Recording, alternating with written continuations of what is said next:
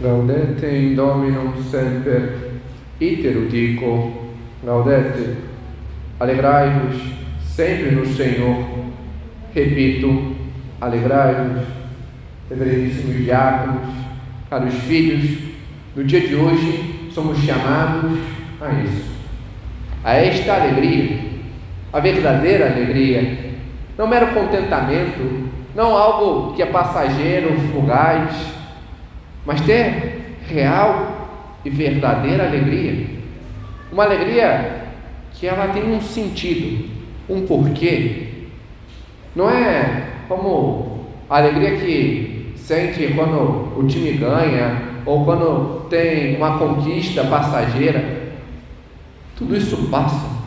A nossa alegria tem um motivo real, verdadeiro. Isso a liturgia nos mostra diante dos seus sinais. O roxo, quase que um sinal de esperança e preparação que reveste a liturgia, tem o seu abrandar, o abrandar da sua força, da sua oclusão pelo branco, o branco da exultação, o branco das festas, e assim o rosa é o sinal da alegria que prepara, mas que se abre a este contentamento, a esta festa que se anuncia como um sinal da proximidade. E assim vemos esses sinais expressos diante da liturgia, que vêm e nos mostram a ter uma postura diferente. Mas poderíamos talvez questionar: por que o Senhor nos chama a esta alegria? Por que o Senhor pede que exultemos, que nos alegremos? O Senhor não pede isso porque nosso time venceu, ou porque conseguimos uma conquista, ou porque está calor, ou está frio, ou consegui isso ou aquilo. O Senhor nos chama a isso para termos os olhos nele. É o Senhor que está próximo, é Ele que está às portas, é a nossa salvação que nos chega. Por isso temos alegria, a alegria daquilo que é concreto, firme para nós. O Senhor que vem e nos desarma. Ninguém tem medo diante de uma criança, ao contrário, a criança, quando abre os braços, quando dá um sorriso, nos contagia. Do mesmo modo, o Senhor assim escolheu vir para contagiar-nos desta alegria, da alegria da salvação que vem por meio dele. E por isso a liturgia, ela nos expressa isso diante das pequenas coisas, mas de um evidenciar. Marca isso diante do caminhar. O profeta, na primeira leitura, mostra isso de modo claro, diante daquele povo abatido, entristecido, porque Jerusalém foi sitiada, o povo foi exilado, estava diante da tristeza do exílio e das angústias de estar cativo em outro lugar. Mas Ele nos chama a alegrarmos, pois seremos libertados. E faz quase que um rememorar, algo que é próprio de Israel, a memória. Um rememorar da libertação do Egito, algo que foi marcante na transformação daquele povo em uma real e verdadeira nação. Agora, também tem este explicitar, diante deste anúncio, diante destas passagens que são alusões, que são preparações, prefigurações da real e concreta libertação que teremos. A libertação não de um povo, a libertação não de uma situação, mas a libertação real, diante daquilo que nos faz real e verdadeiramente escravos. O pecado, a morte, essa tristeza que nos aflige e joga para baixo. O Senhor vem para cortar, para nos tirar dessa situação, para nos levar a algo maior. E por isso é marcante quando vemos aquilo que o Senhor coloca em nossos lábios no Salmo. Este Salmo que nos leva a pedir, a clamar e ao mesmo tempo a exultar: vinde, Senhor, para salvar o vosso povo. Pedimos ao Senhor que Ele venha, que se apresse, Se apresse diante da sua segunda vinda, mas ao mesmo tempo desta proximidade que temos diante do Santo Natal, para nos transformar, para sermos um com Ele, para termos esta unidade. O Senhor nos chama a este novo, e por isso devemos nos alegrar e ser real este nosso pedido, um pedido alegre e ao mesmo tempo que nos leva a ter esta transformação.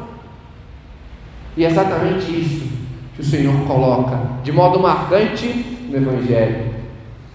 Quando vemos São João Batista preso, e vendo que ele, que tinha vários discípulos, vendo a situação e o abatimento dos seus, por verem, não temos mais o nosso mestre perto de nós, ele não pode mais pregar, não pode mais continuar batizando, anunciando o reino, preparando o caminho como vinha fazendo.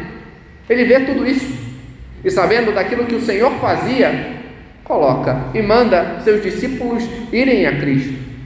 Não porque ele tinha dúvida, ele exultou no ventre de sua mãe Isabel, diante da visitação da Virgem Maria.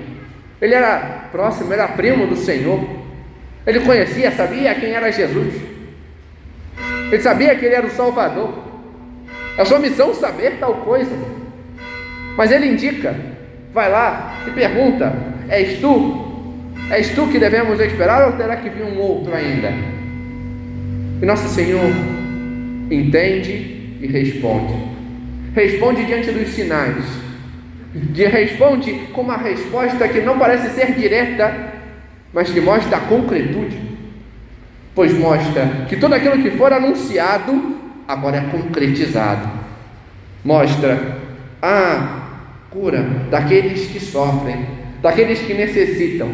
Mostra a real transformação que o Senhor faz no seu povo. A cura dos cegos, dos paralíticos, dos leprosos, dos surdos. Mostra-nos, diante deste ressuscitar os mortos e também do anúncio aos pobres. Mostra aquilo que eles necessitavam e que o Senhor vem e os dá. E do mesmo modo o Senhor hoje coloca isso real para nós.